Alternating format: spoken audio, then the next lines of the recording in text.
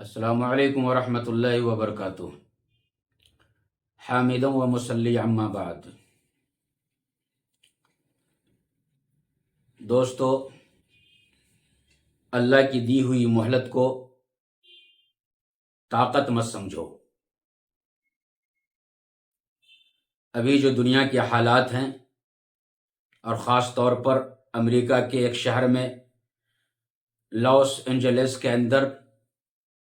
جو قیامت والی آگ برپا ہے، اس آگ کا موازنہ، اس آگ کا ذکر آپ یہ سمجھیے کہ اللہ تبارک و تعالیٰ نے قرآن کریم کے اندر بھی بیان فرمایا ہے۔ جب ظلم حد سے زیادہ بڑھ جاتا ہے اور مظلوم جب اللہ تبارک و تعالیٰ سے فریاد کرنا شروع کر دیتے ہیں تو پھر ان مظلوموں کی مدد اللہ تبارک و تعالیٰ کسی نہ کسی طریقے سے ہر زمانے میں کرتے ہوئے آئے ہیں۔ سورہ احزاب کے اندر اللہ تبارک و تعالیٰ نے اس وقت کے جنگ کو، جس کو جنگ احزاب، غزوہ احزاب یا پھر غزوہ خندق کہا جاتا ہے، اس کا ذکر کیا گیا ہے۔ اگر آج آپ اس غزوے کو یاد کریں گے تو آج کا منظر مکمل طور پہ ہمارے سامنے نظر آتا ہے۔ چنانچہ قرآن کریم کی اس آیت نمبر 9 کے اندر سورہ احزاب میں اللہ تبارک و تعالیٰ نے بیان فرمایا ہے، یا ایھا الذین آمنوا اذکروا نعمت اللہ علیکم اذ جاءتکم جنود فارسلنا علیہم ریحا وجنودا لم تروها وکان اللہ بما تعملون بصیرا۔ اے ایمان والو، اللہ تعالیٰ نے جو احسان تم پر کیا اسے یاد کرو۔ جب تمہارے مقابلے کو فوجوں پر فوجیں آئیں، پھر ہم نے اس پر تیز آندھی اور ایسے لشکر بھیجے جنہیں تم نے دیکھا نہیں، اور جو کچھ تم کرتے ہو اللہ سب کچھ دیکھتا ہے۔ میرے دوستو، اس آیت کی تفسیر کچھ اس طریقہ پر بیان کی جاتی ہے کہ غزوہ خندق کے موقع پر کفار و مشرکین نے چند یہودی قبائل کے ساتھ مل کر کے یہ فیصلہ لیا کہ ہم مدینہ کے اوپر مل کر کے حملہ کریں گے۔ چنانچہ جب یہ حملہ کرنے کے لیے تیار ہو گئے تو انہوں نے ایک بڑی فوج تیار کر لی، جس کے اندر تقریباً 15,000 افراد شامل ہوئے۔ نبی کریم صلی اللہ علیہ وسلم کو جب یہ بات معلوم ہوئی تو آپ پریشان ہوئے، اور صحابہ کرام کی ایک جماعت کے ساتھ بیٹھ کر کے آپ نے مشورہ کیا۔ ان میں حضرت سلمان فارسی رضی اللہ تعالی عنہ نے خندق کھودنے کا مشورہ دیا۔ چنانچہ خندق کھودی گئی۔ میرے دوستو، آپ یاد کیجئے، آج سے 1.5 سال پہلے جب اسرائیل نے فلسطین اور غزہ کے اوپر بم پھینکنے یا پھر اس سے جنگ کرنے کا فیصلہ کیا، تو ایسی صورت میں مشرکین اور یہودیوں کے ساتھ کئی قبائل ملے تھے، اسی طریقہ پر کئی ممالک یہاں پہ مل گئے، کئی سپر پاور اسرائیل کا ساتھ دینے کے اوپر آمادہ ہو گئے، اور انہوں نے ساتھ بھی دیا۔ نبی کریم صلی اللہ علیہ وسلم اس وقت میں پریشان ہوئے تھے، غزہ والے اس وقت میں پریشان ہوئے تھے۔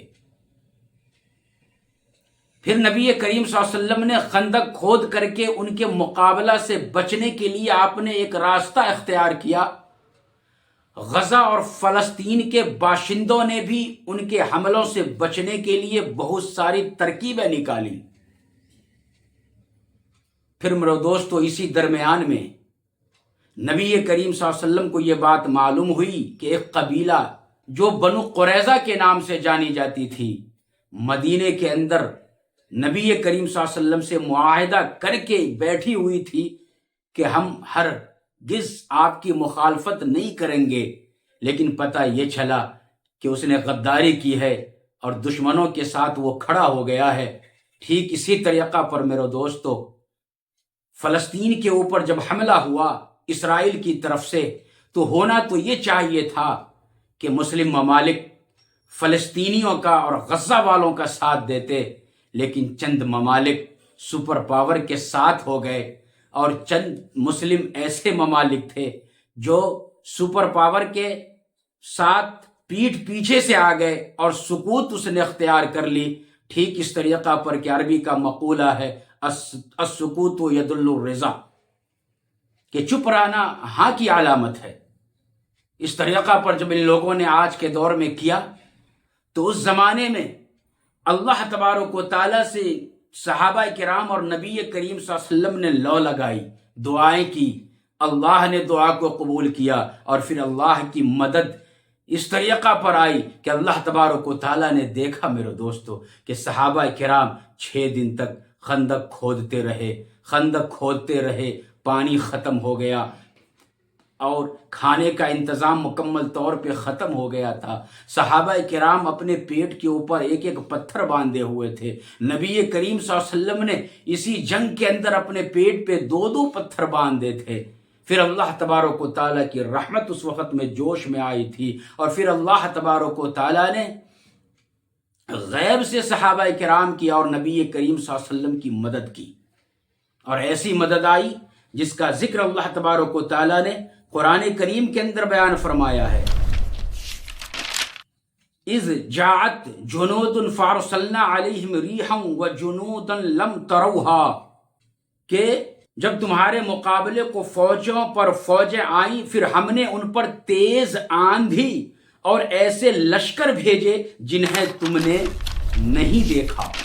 ہوا ایسا کہ اچانک تیز ہوا چلنے لگی، سردی کا سخت موسم تھا، اور اس میں برف کے ساتھ تیز ہوا کا چلنا دشمنوں کے پاؤں اکھاڑ دیے۔ سردی کو وہ دشمن برداشت نہیں کر سکے، ان کے خیمہ اکھڑ گئے، جانور بھاگ گئے، لشکر مکمل طور پہ ادھر سے ادھر بھاگنے لگے، گھر کے اندر سامان بکھرنا شروع ہو گئے، دشمن کے پاؤں اکھڑ گئے، اور انہوں نے جو محاصرہ کیا تھا، محاصرہ چھوڑ کر کے وہ ہمیشہ کے لیے بھاگ گئے۔ تو یہ اللہ تبارک و تعالیٰ کی نصرت اور مدد اس وقت میں مسلمانوں کے اوپر آئی تھی۔ آج جب فلسطین کے مظلوموں نے، آج جب میرے دوستو فلسطین کی بیواؤں نے،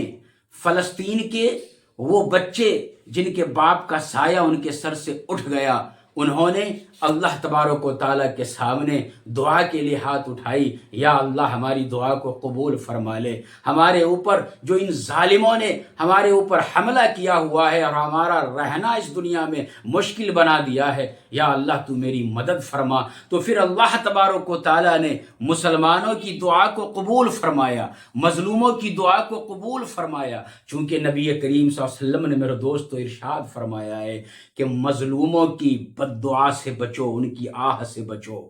یتیموں کی آہ سے بچو، بیواؤں کی آہ سے بچو۔ جب وہ ہاتھ اٹھا دیتے ہیں نا تو میرے دوستو اللہ تبارک و تعالیٰ ان کے ہاتھ کو کے اٹھانے کو قبول فرماتا ہے، ان کی دعا کو قبول فرماتا ہے۔ تو اللہ تعالیٰ نے ان مظلوموں کی دعا کو آج کے دور میں بھی قبول فرما لیا۔ اور پھر اس کے بعد کیا ہوا میرے دوستو؟ امریکہ کے لاس اینجلس کے اندر ایک آگ لگی، ہوا تیز چلی اور خشک ہوا چلی، اور اتنی تیز ہوا چلی کئی ایکڑ میں وہ آگ پھیل چکی ہے، کروڑوں ڈالروں کا نقصان امریکہ کو برداشت کرنا پڑ رہا ہے۔ تو میرے دوستو اس کا ذکر اللہ تبارک و تعالیٰ نے قرآن کریم کے اندر کیا۔ اس منظر کو آج کے منظر سے ملائیں گے تو پوری حقیقت آپ کے سامنے آ جائے گی۔ پھر میرے دوستو سورہ رعد کے اندر اللہ تبارک و تعالیٰ نے بیان فرمایا ہے، سورہ رعد آیت نمبر 31، اس کے اندر اللہ تبارک و تعالیٰ نے ارشاد فرمایا وَلَا يَزَالُ الَّذِينَ كَفَرُوا تُصِيبُهُمْ بِمَا صَنَعُوا قَارِعَةٌ أَوْ تَحُلُّ قَرِيبًا مِّن دَارِهِمْ حَتَّى يَأْتِيَ وَعْدَ اللَّهِ ان اللہ لا یخلف المیعاد۔ بیان فرمایا گیا میرے دوستو کہ اللہ تبارک و تعالیٰ یہ کہتے ہیں کہ کفار کو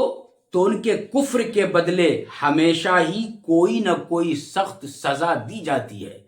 یہ کفار و مشرکین جو ظلم کرے فلسطین کے اوپر اور غزہ کے اوپر، اور گناہوں کے اندر ان کی زندگی ہمہ وقت جو ہے لگی رہتی ہے، گناہوں میں یہ لوگ ہمہ وقت لگے رہتے ہیں، تو میرے دوستو